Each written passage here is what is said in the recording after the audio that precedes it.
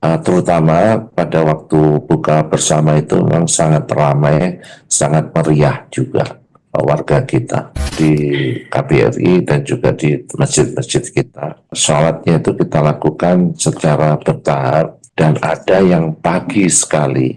Masjid juga menjadi tempat berteduh atau singgah, berteduh, berkomunikasi dengan sesama warga Indonesia tersebut. Dari komunitas diaspora Indonesia, mereka banyak berpartisipasi dalam kegiatan Ramadan yang diselenggarakan oleh masjid-masjid Indonesia di Belanda. Oke, kalau masyarakat Belanda itu mayoritas mereka sangat menghargai keberagaman dan kebebasan beragama, dan mereka sangat menghargai rekan-rekannya yang sedang melakukan ibadah puasa. Misalnya nih di kantor-kantor atau ketika mengadakan pertemuan, mereka juga mempertimbangkan teman-teman yang sedang puasa. Jadi kadang-kadang itu disesuaikan waktu pertemuannya.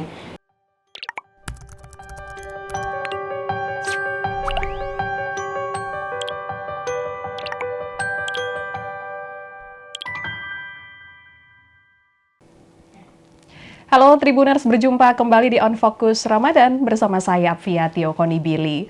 Tribuners, saat ini kita sudah memasuki minggu akhir bulan Ramadan. Sebentar lagi hari kemenangan, Hari Raya Idul Fitri 2025 segera tiba.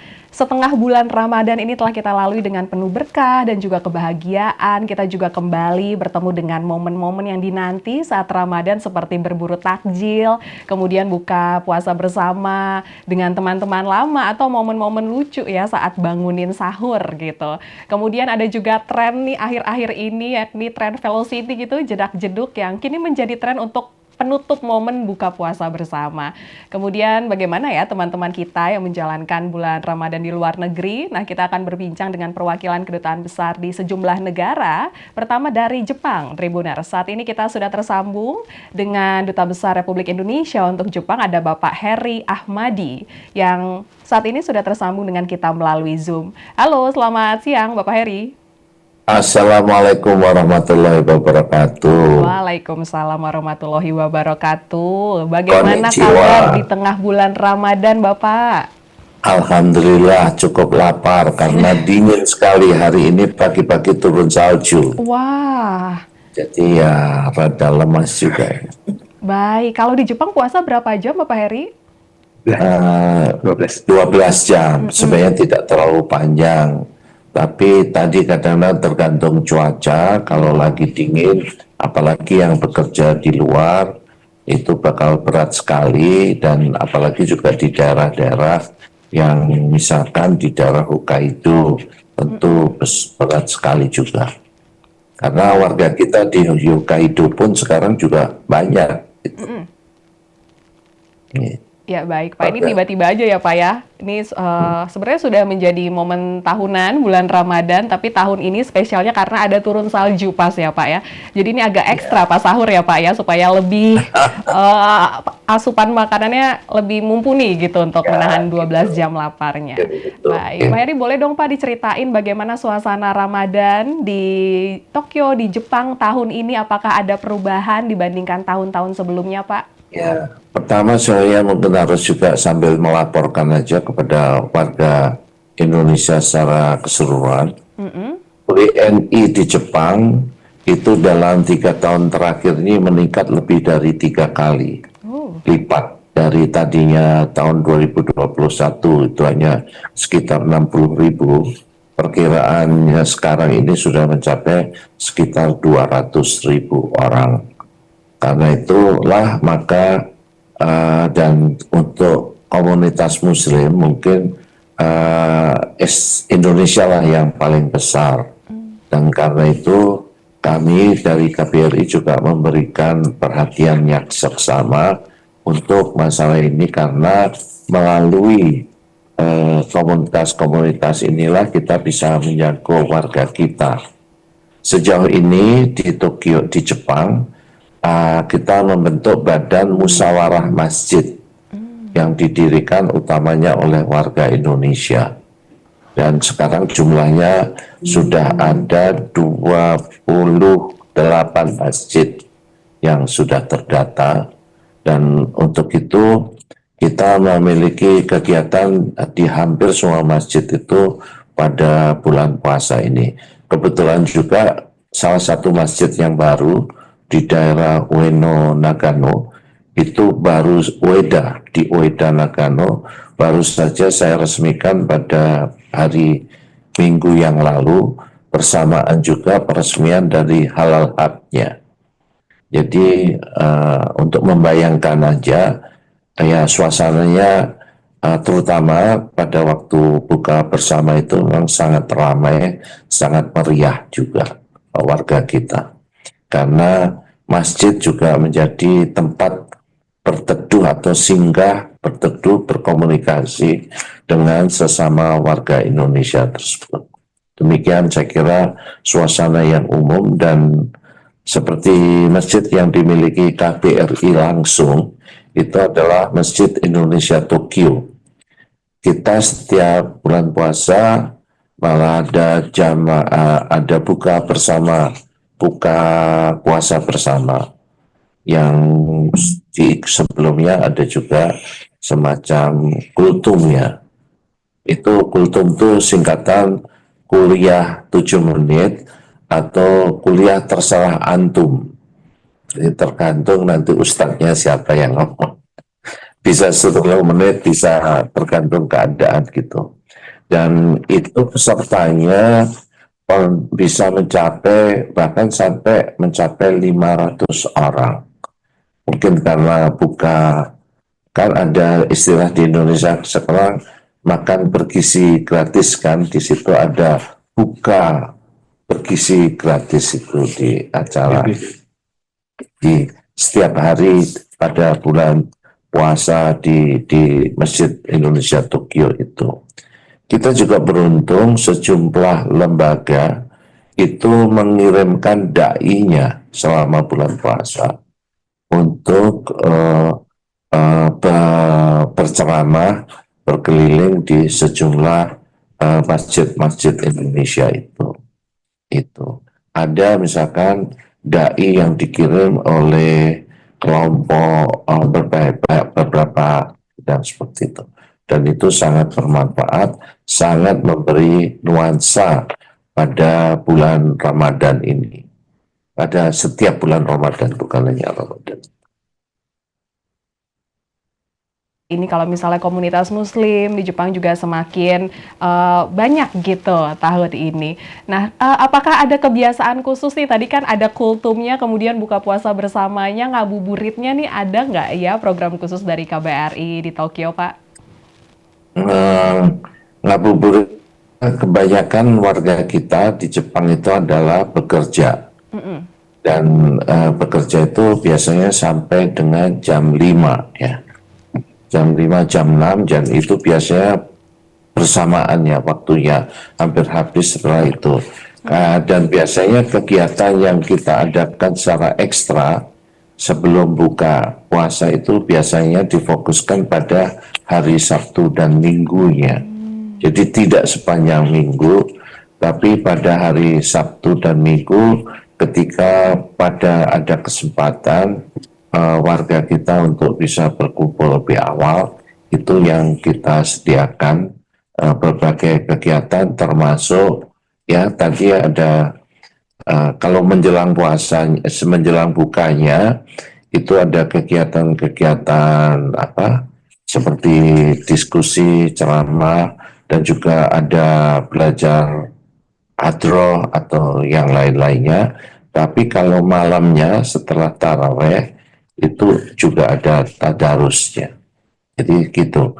Tapi nanti ini kayaknya istimewa tanggal 20 ini di berbagai tempat termasuk di Masjid Indonesia Tokyo akan diadakan acara nonton bersama pertandingan bola Indonesia Australia gitu. Ya Indonesia Jepang harus menunggu bulan Juni. Baik, Itu mungkin pemanasan itu dulu ya lifestyle. Pak ya, nanti Indonesia Australia tanggal 20. Yeah. Baik, Bapak kemudian ini tadi Bapak juga memberikan informasi bahwa komunitas muslim semakin besar di Jepang. Ini bagaimana tanggapan gitu Pak dari masyarakat di sana saat umat muslim berpuasa Pak? Yang kami bersyukur para pengusaha yang tempat bekerja semakin hari memang sudah semakin toleran terhadap waktu-waktu yang untuk para pekerja kita ini bisa melaksanakan ibadah sholatnya terutama. Karena biasanya agak susah ya dulu, tapi makin hari saya kira bahkan beberapa perusahaan justru menyediakan tempat sholat itu bagi para pekerja, dan itu semakin hari semakin baik.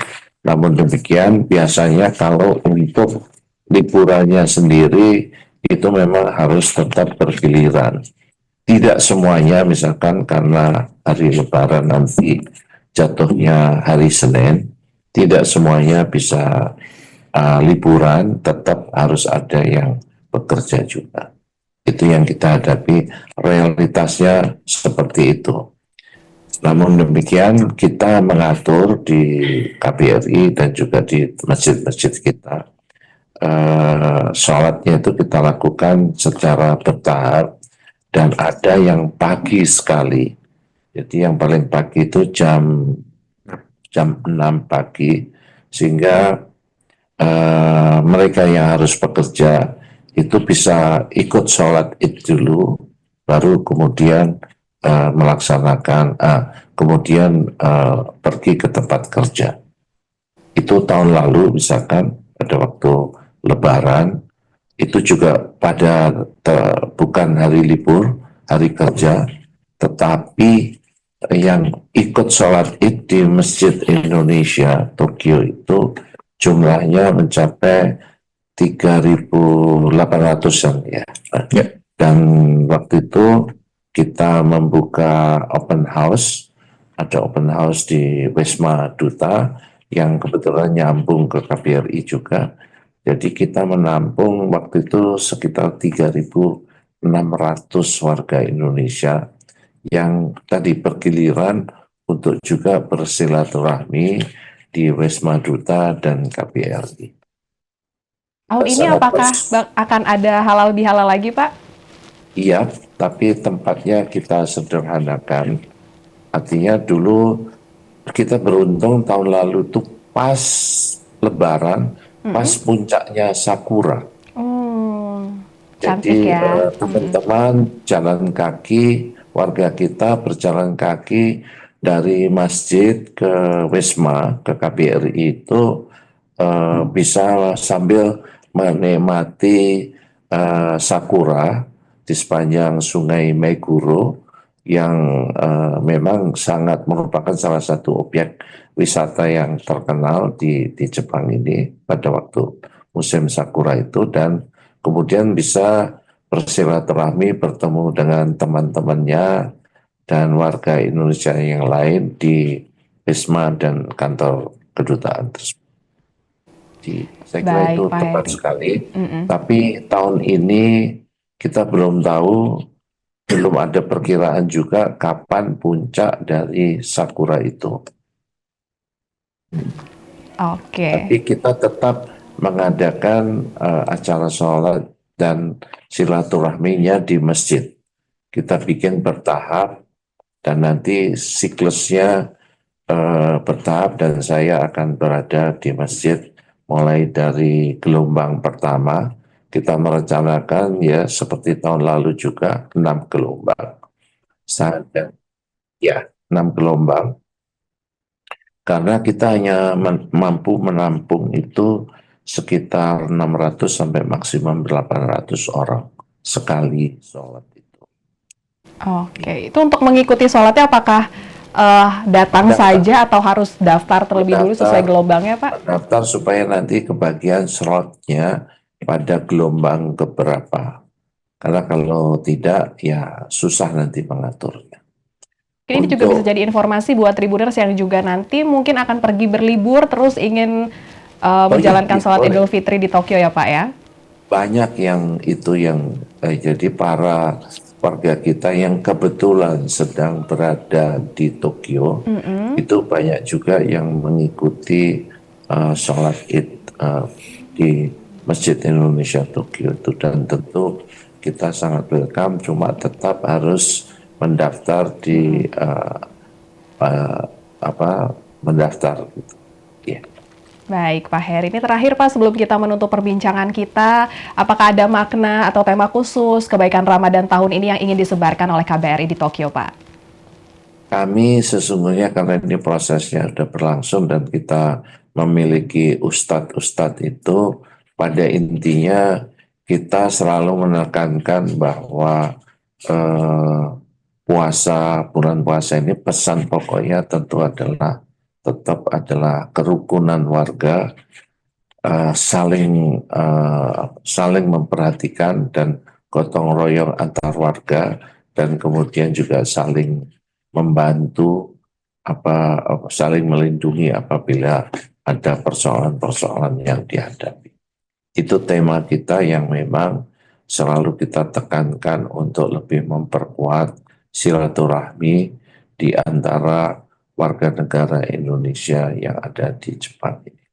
Untuk diketahui juga, kecuali warga Indonesia yang pendatang, artinya yang bekerja di sini, ada juga warga Indonesia keturunan, yang keturunan Jepang, yang orang Indonesia yang kemudian sudah menikah dengan orang Jepang, atau orang keturunan Jepang dari Indonesia yang datang kembali ke Jepang.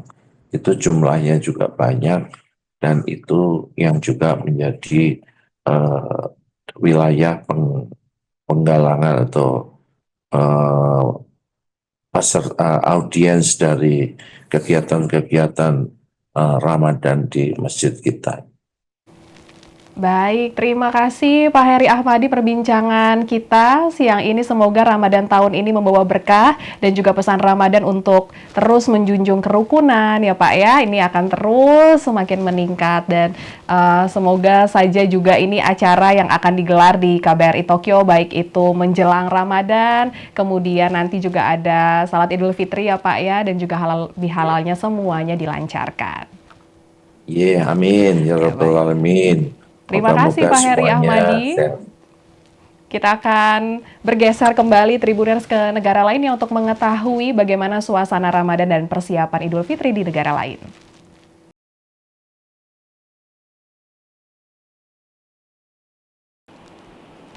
Ya, Tribuners, selanjutnya kita akan beralih ke Belanda terkait dengan suasana Ramadan di Belanda dan persiapan Idul Fitri di KBRI Den Haag. Saat ini kita sudah tersambung dengan Wakil Kepala Perwakilan Republik Indonesia Den Haag, ada Ibu Mariska Duyanti Danutirto yang saat ini sudah tersambung dengan kita melalui Zoom. Halo Ibu Cika, selamat pagi waktu Belanda. Selamat siang, salam hangat dari Den Haag. Selamat siang ya Bu ya, di sana sudah siang. Ibu Cika, boleh diceritakan Bu bagaimana suasana Ramadan di Belanda? Apakah ada perubahan di tahun 2025 ini Bu? Suasana bulan Ramadan di tahun 2025 ini sangat nyaman ya di Belanda. Tahun ini kita puasa dalam musim semi. Jadi waktu puasanya hampir sama dengan di Jakarta, sekitar 8-9 jam. Kalau 2 tahun lalu kita puasa 15-17 jam karena dalam keadaan bulan panas, musim panas. Oke, dengan suasana musim semi ini juga mungkin membantu juga ya Bu ya, durasi puasanya yang sedikit lebih singkat dibandingin tahun-tahun sebelumnya. Nih tenaganya, kesehatannya juga lebih aman gitu ya Bu ya di tahun 2025 ini. Oke. Lumayan lebih nyaman, dan kita juga melihat adanya peningkatan partisipasi masyarakat dalam berbagai kegiatan-kegiatan Ramadan, baik dari kalangan diaspora Indonesia maupun dari kelompok muslim lainnya di Belanda. Kita juga melihat dengan segala semangat kebersamaan, gotong royong dari komunitas diaspora Indonesia, mereka banyak berpartisipasi dalam kegiatan Ramadan yang diselenggarakan oleh masjid-masjid Indonesia di Belanda. Misalnya ini di kota Utrecht, baru saja akhir tahun lalu, Desember 2024, berhasil dibeli suatu bangunan yang kemudian dijadikan masjid bersama, Masjid Utrecht. Itu hasil kontribusi dari masyarakat Indonesia sendiri, baik yang berada di Belanda maupun di Indonesia. Dan sekarang tahun ini masjid tersebut bisa digunakan oleh komunitas diaspora Indonesia untuk melakukan berbagai kegiatan Ramadan, mulai dari tadarus, buka puasa, sholat tarawih, dan itikaf. Baik Bu Cika, kalau di tahun 2025 ini Bu, apakah ada kegiatan khusus Bu yang digelar oleh KBRI Den Haag untuk bulan Ramadan Bu? Di bulan Ramadan, KBRI itu terus berupaya untuk memberikan pelayanan secara penuh kepada masyarakat Indonesia. Tentunya kita tetap membuka pelayanan publik dari pukul 9 pagi hari sampai 3 di sore hari.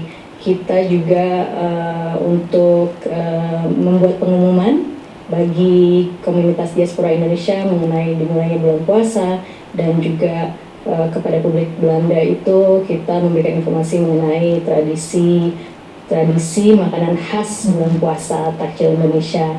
Selain itu kita untuk menjaga semangat kekeluargaan, itu kita mengadakan buka puasa bersama untuk keluarga besar KBRI dengan sistem potluck. Jadi tiap minggu itu seminggu sekali kita mengadakan buka puasa di KBRI untuk keluarga KBRI, di mana setiap staf itu mendapatkan giliran untuk menyiapkan menu buka puasa secara sukarela. Kita juga beberapa kali ya menghadiri acara buka puasa yang diadakan oleh komunitas diaspora Indonesia, dan kita membawa kontribusi berupa takjil. Oke, jadi ini potlakan di KBRI Den Haag juga ada ya Bu ya, nggak cuma di Indonesia aja nih. Ada. Oke. Bu Cika, ini kan kalau misalnya kita tahu ya Bu ya, ini komunitas Muslim di Belanda ini kan juga cukup besar ya Bu ya. Terkait dengan Ramadan ini bagaimana sih Bu tanggapan dari masyarakat Belanda saat umat Islam berpuasa Bu? Oke, kalau masyarakat Belanda itu mayoritas mereka sangat menghargai keberagaman dan kebebasan beragama, dan mereka sangat menghargai rekan-rekannya yang sedang melakukan ibadah puasa. Misalnya nih di kantor-kantor atau ketika mengadakan pertemuan, mereka juga mempertimbangkan teman-teman yang sedang puasa. Jadi kadang-kadang itu disesuaikan waktu pertemuannya. Baru-baru saja ini kita mengadakan pertemuan di Indonesia House di Amsterdam, itu dengan Indonesia Netherlands Youth Society, dan mereka sendiri yang meminta agar pertemuan itu dilakukan setelah waktu buka puasa. Jadi sangat toleran terhadap teman-teman yang melakukan ibadah puasa. Baik, ini toleransinya berarti udah sampai tahu ya Bu ya jam berbukanya kapan, karena minta pertemuannya nanti aja habis berbuka puasa. Oke, baik. Bu, kita juga mau tahu dong Bu, apa makna kebaikan Ramadan tahun ini yang ingin disebarkan oleh KBRI Den Haag Bu? Oke, kalau untuk KBRI Den Haag, kita sangat ingin memberikan pesan bahwa Ramadan itu lebih dari sekedar ibadah individu. Ramadan adalah waktu di mana kita bisa membangun solidaritas, empati, dan rasa kepedulian lintas budaya dan bangsa. Kami sangat bangga dengan solidaritas dan semangat kebersamaan diaspora Indonesia, dan kami ingin agar ini terus dijaga dan diteruskan ke generasi yang muda. Baik Bu Cika, kemudian Bu terakhir nih Bu, bagaimana persiapan terkait dengan Idul Fitri tahun ini Bu? Apakah KBRI Den Haag memfasilitasi salat Idul Fitri gitu Bu? Mungkin ini ada Tribuners yang menyaksikan ingin liburan gitu tiba-tiba ke sana, atau mungkin ada juga yang akan melakukan perjalanan bisnis gitu Bu ke Belanda Bu? Oke, tentunya kita semua menanti ya hari besar kita bersama. Sebagaimana tahun-tahun sebelumnya di Den Haag, di KBRI akan melakukan ibadah sholat Idul Fitri di Masjid Indonesia. Khususnya di Den Haag ini kita akan melakukan sholat Id di Masjid Al-Hikmah Den Haag. KBRI juga akan menyelenggarakan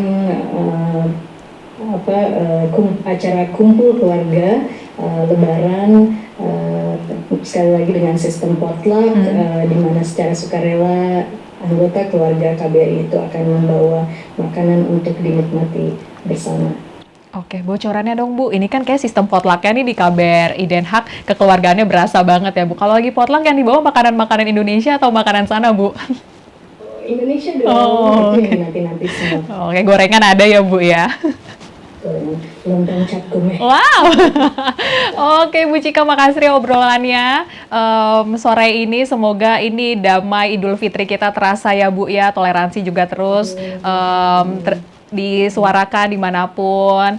Dan juga semoga banyak berkah dan berkat dari Ramadan tahun 2025 ini Bu. Terima kasih Bu Cika. Sama-sama. Ya, itu dia Tribuners perbincangan kita terkait dengan suasana Ramadan di Jepang dan juga Belanda. Kami mengucapkan selamat Hari Raya Idul Fitri 1446 Hijriah. Saya Fiatio Konibili pamit undur diri. Sampai jumpa. Download Tribun X sekarang. Menghadirkan lokal menjadi Indonesia.